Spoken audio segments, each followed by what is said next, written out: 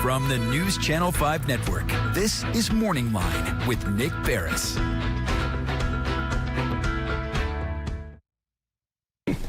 Good morning, everyone. Thanks for joining us on Morning Line. Nick Barris here on Monday. Hope you had a good weekend. We're kicking off the week today talking about the market we live in, the Nashville market, the Davidson County market, the real estate market specifically. We talk real estate on this program, I would say, at least once a month. We've had a variety of realtors over the years that have come on this program. I always tend to learn something from them, but we have a realtor that's been on, this is going to be his second time.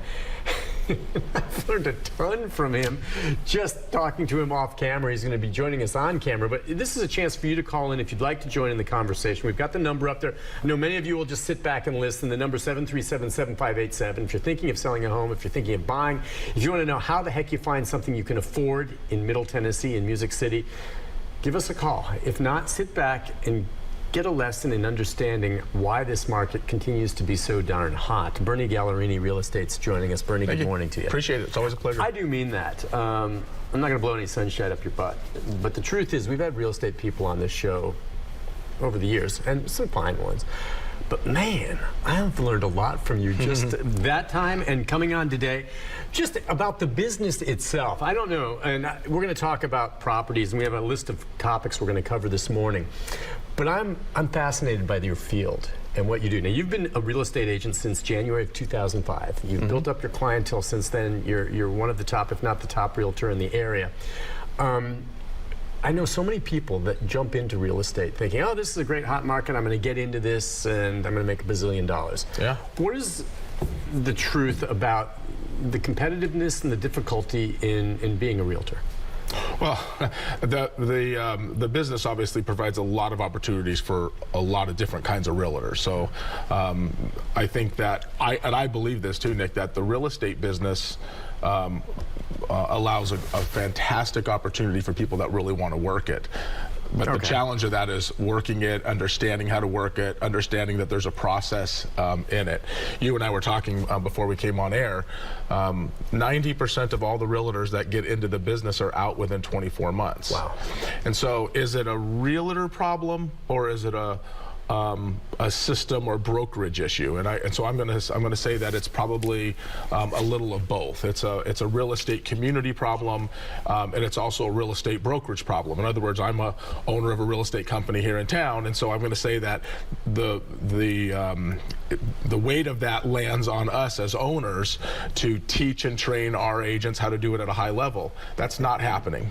That's not happening at all in our industry. So when a realtor gets a license, they're going in to hang their license in a brokerage firm, and the broker basically is saying, here's your desk, here's your phone, I wish you the best of luck. Now, they might offer some training. They might offer some community training within the organization, but yet still 90% of the agents don't make it. So I really just think it's probably a lack of understanding on the realtor's side of actually what to do to become successful. Okay, and yeah, I think it's almost, I think about people say, well, Nick, you're in TV news. How do I get into TV news? I want to be this, I want to be on TV. And it's kind of like a slap in my face. Like, you know, I didn't just end up at Channel 5. You work your way up, just like you. You've worked very hard to develop a company that you're very proud of that does very well. The truth is, people sometimes jump in thinking it's easy. How many realtors sell a house every year? Well, 50% of every licensed agent in the United States or even here in Nashville, so 50%. So we'll use Nashville for an example. There are 14,000 licensed realtors here in Nashville. 7,000, which is 50% of that, will not sell one home in the next 12 months, which leaves only 7,000 that will sell a home within the next 12 months, and then that average is about 4 homes per agent. Holy cow! You want to? It's even worse. Okay. The average agent makes between $30,000 and $35,000 a year, but yet we pay thousands of dollars in fees just to be in the business.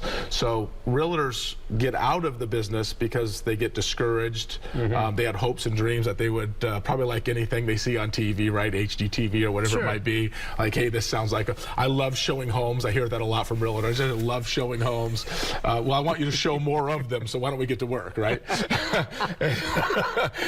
So the challenge is they don't really know what to do, And what they're doing, and this is gonna be interesting for those that are listening, they're really following what everybody else in their business is doing, and most of the people in their business aren't really doing all that well.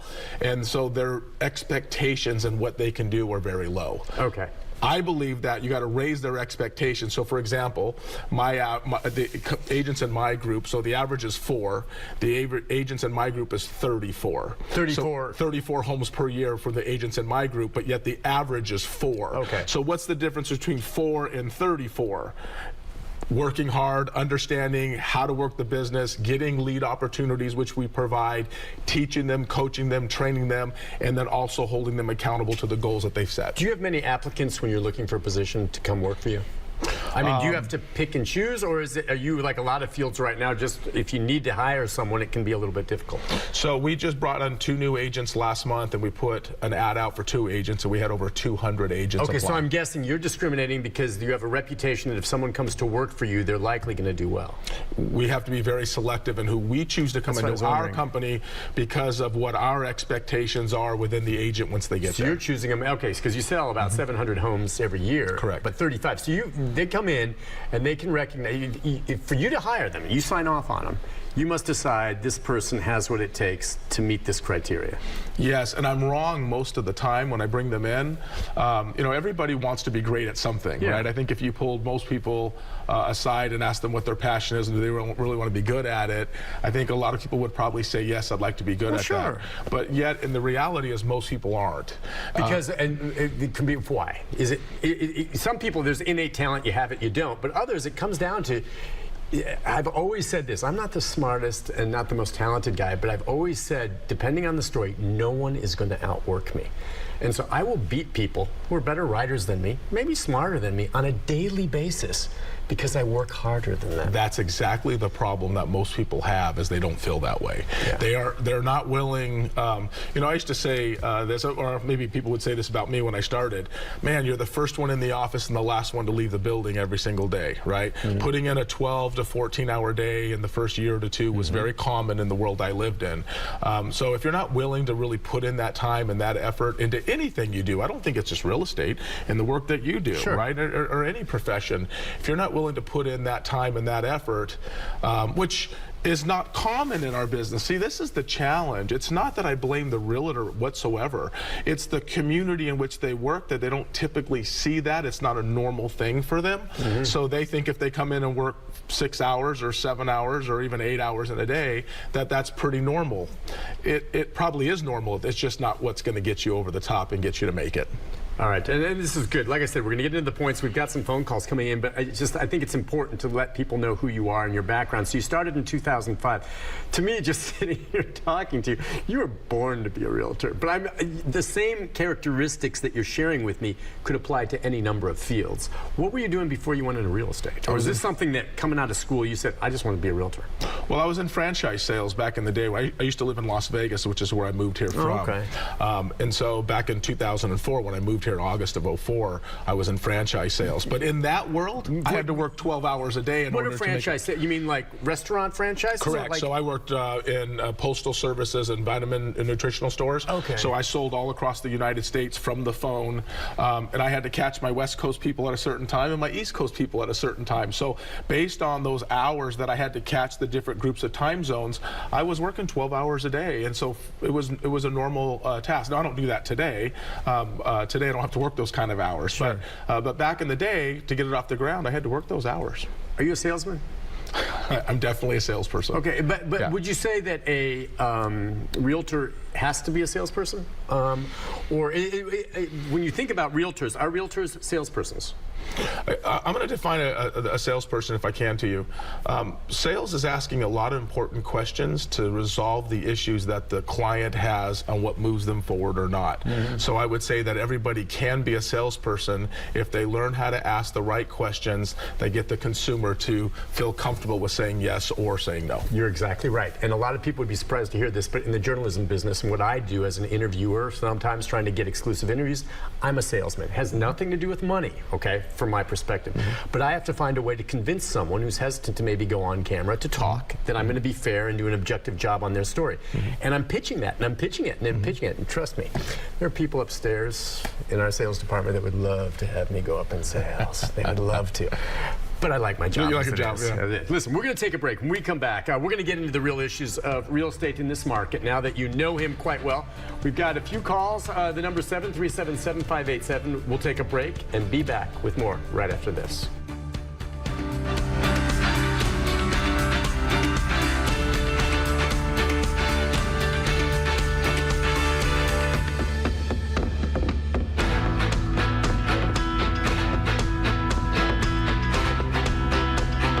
We are back on Morning Line. Thanks for joining us, talking real estate this morning. Bernie Gallerani is with us. #1 realtor in Tennessee is what they say, according to MLS, right? Correct. $1.3 billion sold. He's doing well. Well, when we've had we've been blessed to serve a lot of really great families. Yeah. And we don't get it right like every time though. I mean, we make mistakes like anybody does, Sure. I guess. And but I would say that we're doing the best job we can to serve as many people as we possibly can, so we can keep getting referrals from great people. So. And that's the bottom line. Now you get referrals because people are pleased with the work you've done. I'm sorry. We've got was it that waited through the break, Rick? Who was on line one? Marge, good morning. Let's take Marge. She waited through there. Marge, good morning. Are you there, Marge? I am. Good morning. Hi, Marge. I would like to know, is there a special real estate person who deals with Roth or IRA investment into properties? Meaning, all right, do you know what she's referring to there? I don't. Okay, so you're talking about like if you have a 401k or a Roth IRA, something like that, that you would use that money to invest in properties? Or are you talking about real estate as an investment? I'm talking about using a Roth or an IRA to buy a property. Oh. Yeah, yes, Okay. there's actually, Okay. that is something, and I do actually know realtors that specialize in that. It's something that I personally have never done, or my company, but I actually think that that's a good idea, and I do know realtors that do specialize in those kinds of things. Okay, so as an I don't know, since you don't deal with that, you maybe can't answer specifically to your question, but I'm wondering how many clients do you sometimes deal with? People buy properties for various reasons. Do you have many clients that are coming in that are wanting to buy properties through you as investments? And I guess you can always say any home any of us buy is the largest investment we ever make in our lives. But I bought my investment and I'm living in it. But are there people that come to buy from you maybe swaths of homes as Absolutely. investments? And Yeah, how do you absolutely. handle that? But before we got into the market we're in right now, we had a whole bunch of those investors that were moving in from buying from all these areas from around the country, and it was a great time to buy. Low interest rates were there, lots of inventory, or value of homes going up considerably. So they'll go out and buy 2, 3, 4, 5 investment properties at a time, apartment buildings, multifamilies, whatever they might be. Today that has slowed down a bit, just based on the current interest rates and the lack of inventory today. There's a lot less inventory today than there has been in the last several years. So answer to that, yes, there are folks that'll do what Marge just asked, and again, that's not my wheelhouse, but it is certainly a good way to buy. All right, let's talk about, I get asked, when I'm just talking with friends, either about our home or their home evaluations. That's one of the points I think you wanted to discuss today. Yeah. Evaluating a home, determining its worth, its value, wondering where it sits in the marketplace these days. How do you go about doing that? Well, first, anybody can go to my site at berniegallerani.com, and they can go and click on there's an icon button right on the front page. They can click on that, they can put in their address, and it'll give them, within seconds, it'll give them the value of their home based on what has sold recently. In their neighborhood. Correct. Okay. So if anybody wants to go to berniegallerani.com, they can just go to that link, click on that link, put their address in, and it'll tell them exactly in a range of what their valuation of their property is. Now, there's a trick to all of this, and I'd like to explain it to you. Yeah. And then we have, we're going to talk about the instant offer too, but go on. evaluating a property is very interesting because we can look at evaluation lots of different ways. We can look at an evaluation where we're going a year out and we're looking at homes that sold a year ago in that particular subdivision or in that neighborhood or in that school district or that zip code. Yet that probably won't be that accurate. Well, the interest rates could have changed since then too. Well, it's not just, well, it's interest rates are fluctuating the market, but if you're going back 12 months, the value of home 12 months ago could have been different, probably most likely are different than they are today. Oh, yeah. So if we want to go and we look at 12 months of evaluation, we can look and say, well, this house is worth, let's just say $500,000, when the market over the last 60 days is showing it's worth $480. And so it's easy to miscalculate that particular house value by $20,000. If you miscalculate that home value by $20,000, you're missing it by a mile. And so that's how important it is to making sure. So I literally could go into a property, show 12 months of comparables of homes that have sold recently, and still miss that by a mile if I don't pay attention to what the last pendings and the last recent sales were. So we just have to be careful of that. What if there aren't recent? I mean, you look as, obviously you're going to look as recently as possible at what they sold. If you don't have that basis, let's just say it's a very, very desirable neighborhood, okay, and no one's moved in a long time, and someone decides now they want, and let's just say you don't have a good comp from 2 or 3 years at least since someone moved in there. How do you go about evaluating the value of that property? Sure. That's a really important question because there might not be any sales within that particular subdivision, which means we have to go outside of that particular area. So the next thing we would choose is, let's say, an elementary school. So in our world of real estate, we can pick any way we want possible to find a value. And this is also the challenge. If I'm a realtor who, let's say, sells 4 homes a year or 5 homes a year versus, let's say, another one who sells several hundred a year, I could miscalculate that quite a bit. What I would do in answering your question is I would go into that subdivision. If I didn't have a comparable that I thought matched, I would then go out into the elementary school, because then it gives me homes outside of that particular subdivision, and it would give me some homes there. If that didn't work, I would go into the middle school. I would then go into the high school. And then what I would have to do is change my criteria to years built, bedrooms, baths. I would keep shrinking down all of the options to where I could find an apple versus an apple versus an apple versus an orange. So the larger you go, larger radius you go out, the more difficult it's going to be to price that property. You can do it. We do it all the time, but it is more challenging. Okay, and that was the next follow-up question as we were looking at. Then how do you go about pricing the property? You just said if you're $20,000 off, you are way off. Now, I wasn't sure. I thought 20 was that big, but you're way off. Meaning that when you're shooting to price the property, how close do you want it to get? Obviously, you desire to hit it right on the nose. But you want to be, what, within a couple $1,000? Well, I would say this. If you're $20,000 over, the offers on your property, if you get any, are going to reflect that. Buyers, see, I think what if you're under, you know? And well, if you're under, then it's a value to the buyer, and you're going to start getting lots of buyers coming to see it, get a bidding war. And you're going to get a bidding war. Is that good? It's excellent, because you'll actually bring that price up to full ask and or more what you typically would get. Nick, the challenge with it, though, is a homeowner never wants to every seller wants the highest price they possibly can get. I would want that, you would want that, right? And so I have one that I'm working with now that wanted $160,000 more than the value of the property would bring. Okay, so you're talking with them, they're saying, look, I want to price it up here, and you're like looking at this and you're like, it's not realistic? Exactly, it's not realistic. And so they're as I call fantasy land to reality, right? We can live in either one. Right, and so their fantasy land was that they wanted $160,000 more than the comparables said that it was worth. Instead of continually to try to convince them they're wrong, we continually went in and said, hey, listen, this is what the numbers are saying. We made an adjustment in their decision of what they wanted. It didn't meet our recommended price, okay? And yet that home, so we did adjust it down about $60,000 from where they want. We were still $100,000 over market. And you're still like, wow, this is more, but it's $100,000 over market. And we felt, well, we'll just continue to keep talking with them about it, because we knew that their desire to move was high. And we had 0 showings.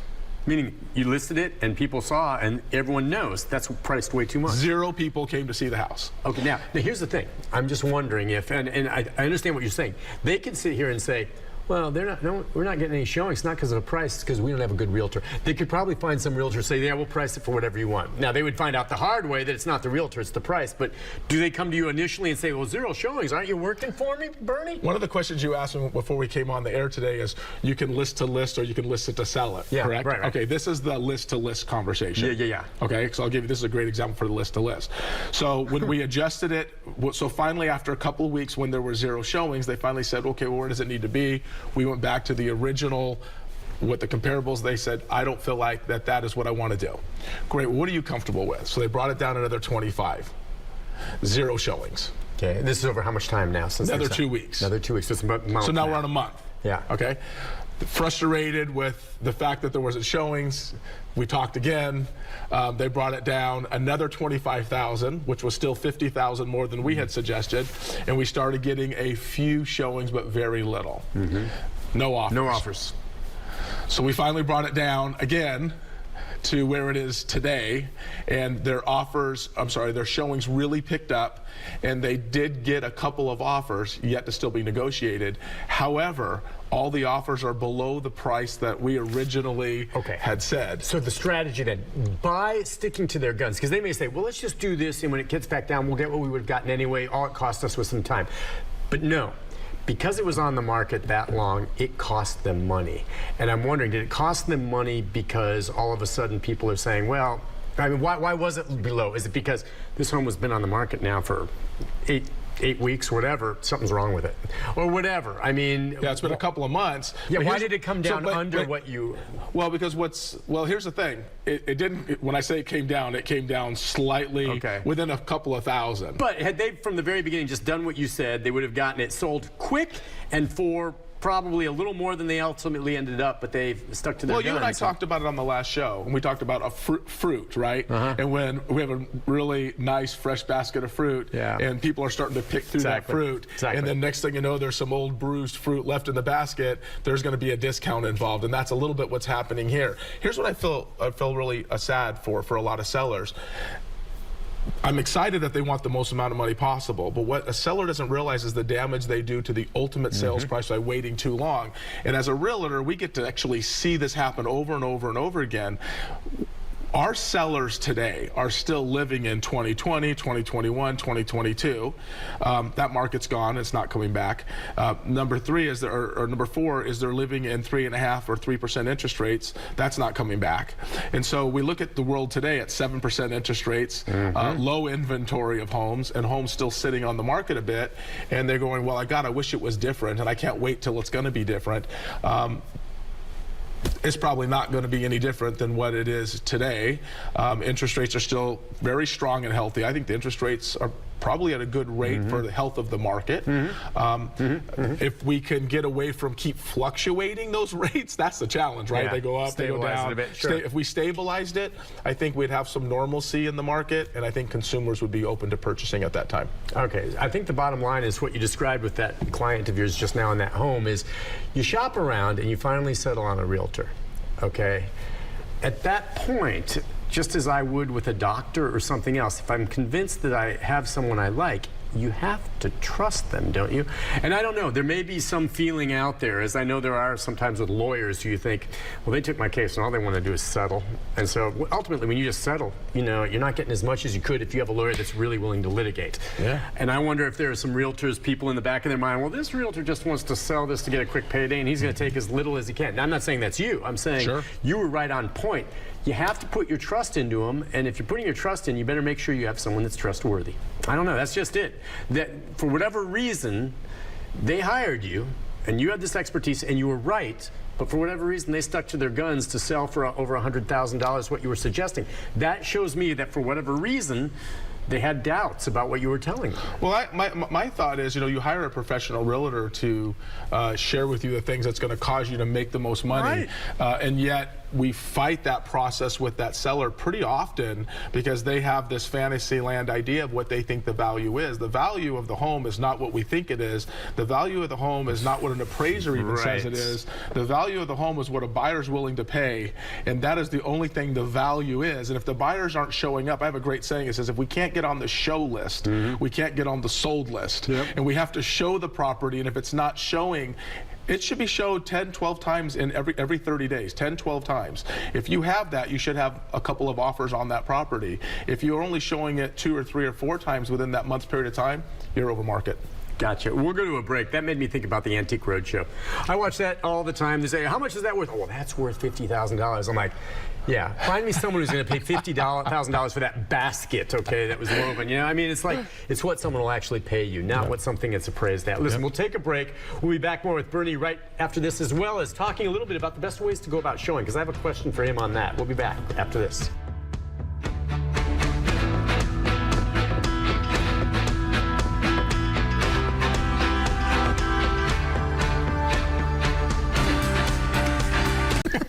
We are back on Morning Line. Thanks for joining us, talking real estate this morning. Bernie Gallerani is with us, #1 realtor in Middle Tennessee. Owns the company since 2005 here, has been selling a lot of homes for a lot of time. The number 737-7587 if you'd like to join in the conversation. I know a lot of you just listening, because this can be overwhelming deciding to sell your home, and part of it comes down to showings. Now, I have a question. Now, when we sold our house, we had a decision to make whether we go with showings, like you were saying. I mean, that home was overpriced. You had no calls for showings. Now, showings, typically when you work it this way, it's you call them and say, hey, look, we have someone who's interested in the house. We're going to come by tomorrow. We did all of ours on one weekend. We thought, oh, it's just, and I know there's arguments. I want you to tell me arguments both ways.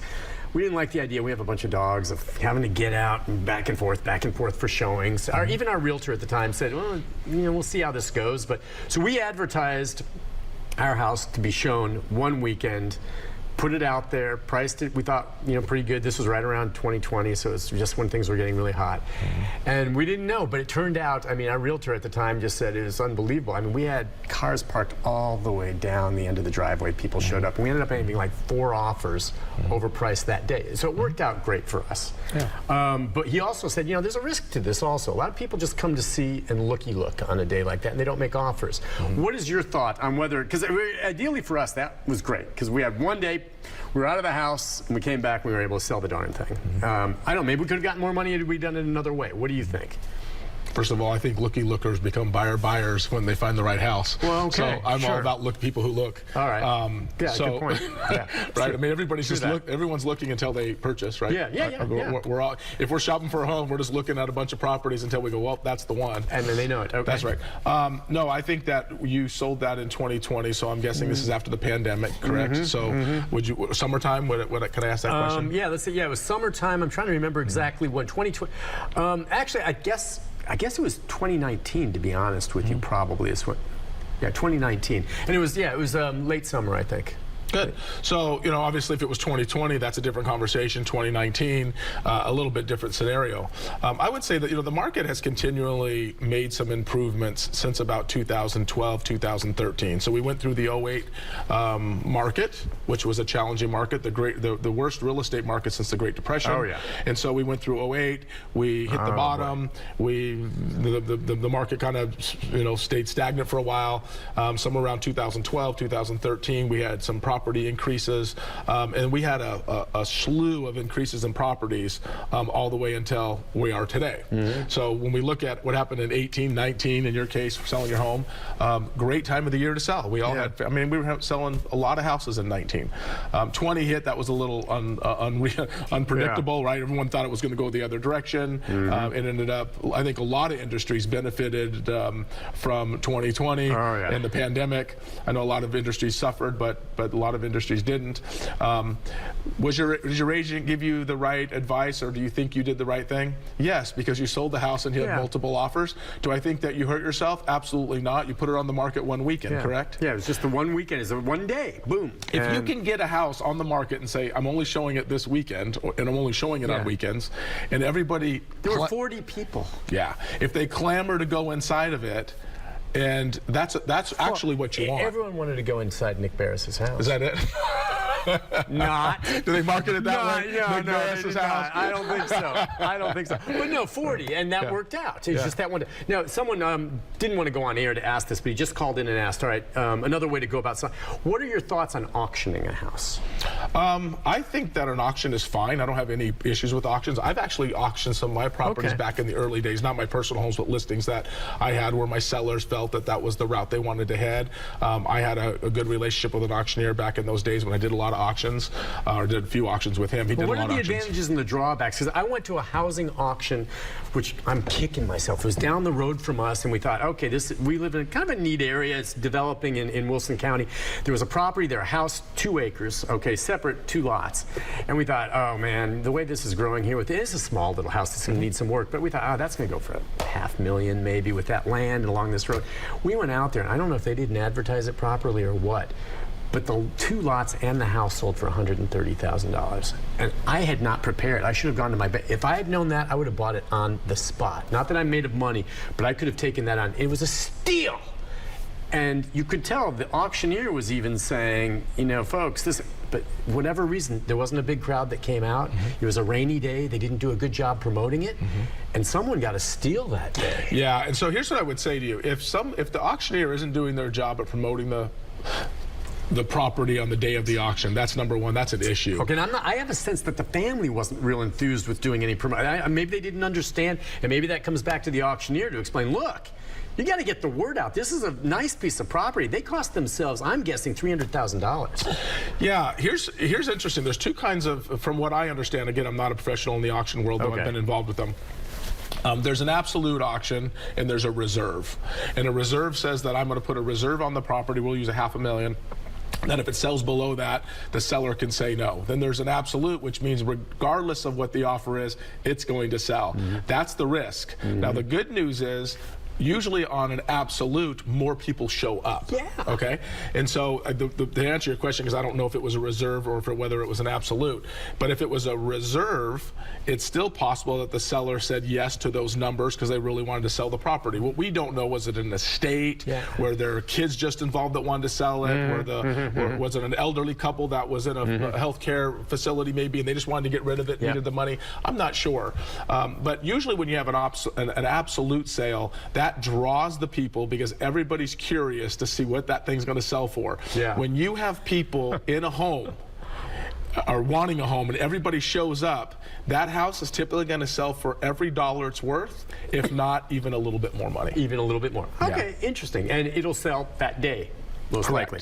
So that comes to the other question. Once you finally come to the price that we've covered today and you go through all of this and you put it on the market, again, let's go to how long it takes to sell the home. And while we're at it, we can also talk about how if you just don't want to wait or do an auction, you can do an instant offer. Sure. Okay, and we talked about, you see the ads about instant offers on air, a number of realtors do. And you do that as well. Correct. So our instant offer program is really easy. You just go online, fill out your information. We'll send an agent out to your house. We'll have an offer within 24 hours at your doorstep. We'll have an all-cash offer. We'll close it in 2 weeks or less. No inspections, no showings, nothing. It's that easy. So yeah. So it's if you want to sell your home today, you just go online, hit our thing, our cash and instant offer program, and we'll be out there. We'll have an offer in your hands within 24 hours, and you can be gone in the next 14 days. And the reason not everyone does that is why? Because you're not going to get as much money for doing instant offer. Correct. If you had as much money, everyone would do it. So, meaning that there's a trade-off. You still are going to make, I'm guessing, an amount that you know that you're happy with, but the trade-off is you can sell it instantly. You don't have to worry about showings and all that headache, which I think for a lot of people that's worth it. And you get your payment. But if you choose not to, you can get a little bit more money for your property if you do it the conventional way, which you also have. You can, yeah. You can always get more money if you do it the conventional way with the right marketing plan. You definitely could do better there. The instant offer program is for those that really don't want to fix the house up. They have some repairs that's needed in the property. They know it needs work. A lot of sellers today may not have the money to fix it up, to sell it, to get top dollar on it, and this might be something easy. A lot of people don't like people traveling or going through their home home and tracking mud and dirt and things like that into their property. It's just a 6% commission, which we would charge anyway, whether we were selling it on a retail or we're selling it on an instant offer program. We have a small marketing fee in there just in case we take a hit on the market. We're taking the risk. You and I were talking earlier on the show about people having to adjust their price down till we find a buyer that says yes to the property. This is the same thing. All we're doing is we're taking a little calculation in that miss that we might have had on the retail price. So we're going to give you retail for the house. So it's going to be a retail price. Commission, a small marketing fee. We just buy the house cash and then we take the risk from there. Okay, and the risk meaning that when you're buying it, you've looked at it, you make the purchase, and obviously you're a large enough company to have the cash reserves to make this purchase. You don't have a buyer lined up at that point. You're buying it, but then you're thinking, okay, at this point we'll be able to find someone to sell this to, but you're taking it over. Well, it's now all of a sudden your home. I'm writing a check. And you're writing a check, and then you will then do the best you can, probably, to find a buyer and hopefully sell it, and you'll make a profit on it when you do sell it. Well, sometimes you do and sometimes you don't. That's why you said there's risk involved. Yes. So the reason why the program exists, and it's no matter who's doing the program, it's the same reason. We're doing the program to help people who will fit in that category, because there is a certain amount of the population that is going to sit in that category. We want to make sure that we offer that service. Most do not sit in that category. So we want to let you know is this is an option if that's what you want, or selling it retail is an option. Either way, you couldn't go with a stronger organization, because this is what we do. We list and sell a lot of properties, so this is the world we live in. So the instant cash offer program is just for those people that don't like the hassle or don't want the hassle of traditional selling. How long has that been around? I mean, I've seen the ads on that for several years, couple years, 2-3 years. I mean, longer than that, but it's been around a bit. But that it's really played up, because you do see so many of those ads, especially in this marketplace. But I've always wondered about it, and finally you've explained it to me. I mean, I just wondered. I had the basic understanding, instant offer, cash, you get this, but I wondered how it works, where the home goes, that you guys are buying it, and then you turn around and sell. It's not like you have another buyer already ready to go. You take the risk, and then, but it's interesting. Now I have a handle on why that works, and for some people it may be the right solution, and for others not. Here's for the people that are watching, to tell you how lucrative or not lucrative it is purchasing homes. There's a very popular company around the United States who did this at a very high level across the United States. I don't think it'd be fair for me to mention their name, but they lost within about 3 years $1 billion. They lost from their company doing what it is I just explained we're doing. Because they took on too many risky properties? They took on too much. And so the margins are so small that if you over calculate it and you do that on a national scale, which is what they did, they lost almost $400 million in 1 quarter, which is when they shut the whole program down. But over 3 years, they lost $1 billion doing exactly what this instant offer program is. So people can look at us and go, Bernie, how crazy is this? We're doing it as a service for the people here in Nashville, for those people that think it works for them, but it doesn't work for most. And the majority of your business is the conventional. Most of it. And given your druthers, you would probably prefer to do it the conventional way? I mean, they all come through your door and you're going to accept it. But just with your background as you are, would you rather do the conventional sale or instant offer? I like the service for both. And so I would say to you that the seller makes more money typically on the typical sale side of traditional, it. Right. So on the traditional side, yes, thank you. So for that reason, we prefer that. But we want to provide the service because there are other people in town that are doing it. And if we don't provide that service, then we aren't competitive with them, and we think we can do a better job than most of them can. We think we can offer more money than most of them can, so we put it out there for that opportunity. We'll take a break. When we come back, Tommy and others who are on hold, stay there. We'll get to your phone calls right after this in our final segment with our guest.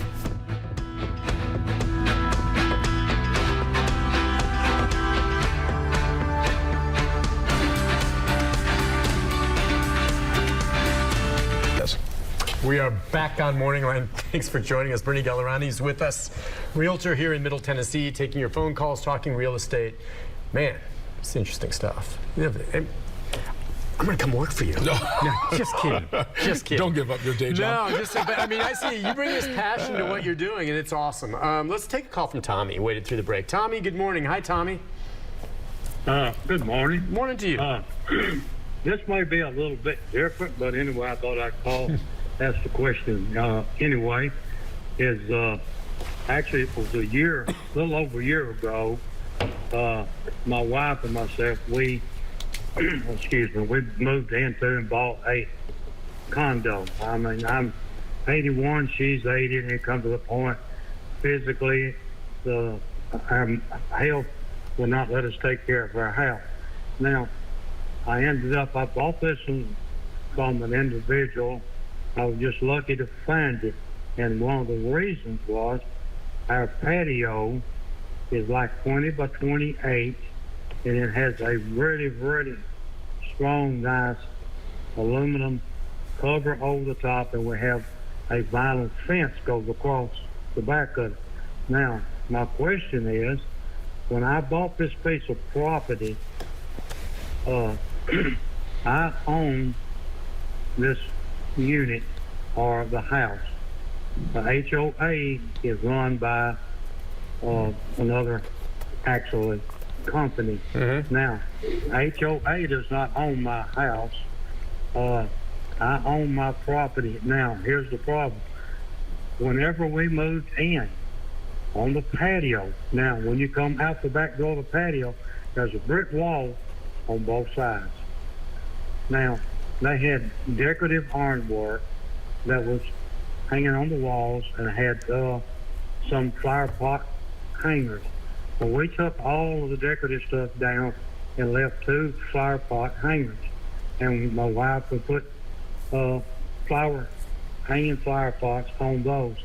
So then they come and they tell me, not HOA, but the ones on the board here, come and said, either you take those 2 flower pots down, or we will put a lien on your property. Yeah. So I don't see anything in all of the paperwork that says that, other than they said you have to read between the lines.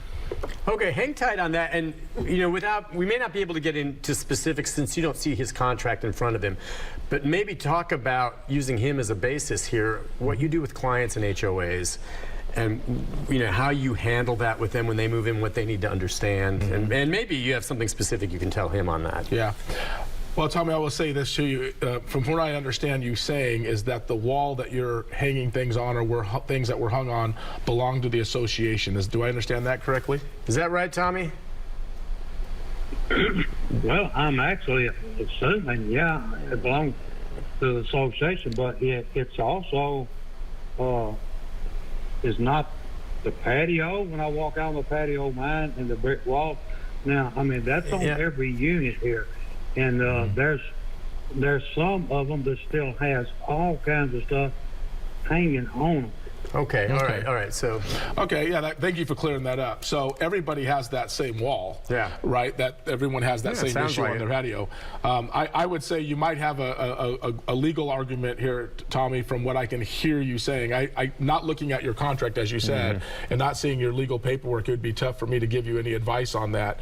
I will just say this though, if the association is in control of that, they're in control of that. And unfortunately, and I can give you some scenarios, I had one on a piece of property that I had where one of my renters, I owned the home, and one of my renters had hit a light going into the subdivision, and the association decided they were going to replace all the lights in the front because the one light got ran over by my tenant, and they charged me $7,000 to replace a light. And so how'd you handle that? Legally, because you have to fight them, and really in the end we lost. The good news is my tenant ended up paying the bill because they were responsible for running the light. I would have thought that the tenant would be responsible for the light he damaged, not $7,000 worth of all these lights. Well, this would be my message to Tommy. Sometimes when you fight the association, it's really a tough battle. Okay. And so so what I would say is, no matter how far we took it with this particular association, in the end, they still got their $7,000. Now, it didn't come from me, which was great because I had a tenant involved, but it was still leaned on me because I was the homeowner of the property. So, Tommy, I would just say to you, I would find out what you legally can do within your bylaws of your condo association, because your neighbors who are sharing this information with you might be correct. Do you have any special advice you give to clients when they're looking at a home perhaps that you're selling or buying? in a subdivision that has a homeowners association? I mean, what do you tell them? I mean, to me, look, my druthers, I understand the rules in place. Can't have someone next door paint their house pink or something like that. In general, for me, I don't want to live in a place with strict homeowners rules, but that means I want to live off by myself where I don't have to deal with anyone near me doing something stupid. That's the ideal situation for me. But I mean, what do you tell them? Because you're absolutely right. You move in there, you abide by the rules there. Sometimes they get there and they go, I get it all the time. Well, we wanted to put a flagpole up because our son was a veteran in the military, and I sympathize with that. But there were guidelines, and they're like, well, there should be an exception made for the flag. Well, maybe there should have been, but when you moved in, it was very clear, no flagpoles. I don't have any sympathy for people like that, okay? You know, I sympathize they want to put it up. Why? But they knew when they moved in, it was written there, no flagpoles. Sorry. Okay, so you better know what you're signing up for when you move in there. Well, I think that's kind of the question is, are they reading everything in the bylaws? A lot of purchasers don't read the bylaws. Read the bylaws. Well, you may assume an American flagpole is okay, which I could see why you might think that. But if it's not, and then you complain about it later, well, you did move in. It's your fault for not reading the bylaws. Well, I mean, I have a sister who lives in Las Vegas. I just went and saw recently, and we had a rental car, and so we couldn't park the car in the street. We had to park it in the driveway. And I said, well, do they give you like a 24-hour or 48-hour pass? And they're like, no, you can't park any cars in the street whatsoever. Fast. I said, well, for how long? They said, at all. And I said, well, what if you have guests over? You have to go to the association president and tell them you're going to have some cars and make sure that they approve it before somebody comes and parks in front of your home. Or they're towed like that. Or someone's going to call a tow truck to get it. So these are the things that I think buyers need to know, because now, let's just say I live in a neighborhood, and I'm not saying I'm this person, but I don't want an RV parked on the side of a house in the neighborhood I live in. I don't like RVs, and I don't want them obstructing my view, and I don't want to look out my kitchen window and see an RV. And somebody says, well, I own an RV, I'm going to put it here. You're going to be in trouble because it says no RVs in the area. So I had a client once who purchased... Just have a minute. Go ahead. Yeah, I had a client once who purchased an Airbnb, or didn't purchase an Airbnb, but purchased a condo here downtown. Had no idea they were planning on making it an Airbnb. Well, they can't have that type of service in this building. And so they didn't tell me what their intentions were, but their intentions were that. And then within a year, they had so many fines that they called me and said, I got to sell this thing. And so it was a painful experience. Do your research. Listen, as we wrap things up, let folks know how they can contact you. Bernie Gallerani at BernieGallerani.com is my email address, and BernieGallerani.com is my website. And anything you need there, you can write us a note on there, ask us any questions, go do a home evaluation, get an instant offer opportunity on your property. Sounds good. Go to the website, like you said, too, right? You can punch it in, find out the value of your home based on where you look. Find value at BernieGallerani.com. Bernie, pleasure. It's good to see you. Good seeing you. We got some calls today, people even on a Monday, which is great, and learned a lot. Thank you for coming on, my friend. Thank you. Take a break. I'll be back with a programming note about tomorrow right after this. Stay with us.